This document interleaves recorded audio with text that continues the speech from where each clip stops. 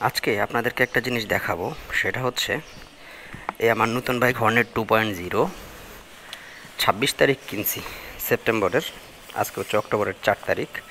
তো মাঝখানে অক্টোবরের 1 তারিখ থেকে ছুটি ছিল, আর 30 তারিখের পরে আমি আর বাইক স্টার্ট করি নাই, আর বাইক বেরই করি নাই।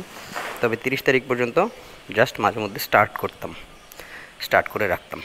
তো আজকে প্রায় 5 দিন পর বাইক স্টার্ট করব, দেখব যে সিঙ্গেল ক্লিকে স্টার্ট হয় কি না, ব্যাটারিটার কী অবস্থা, ওই জিনিসটাই আজকে আপনাদেরকে দেখাবো আর আমি নিজেও চেক করব।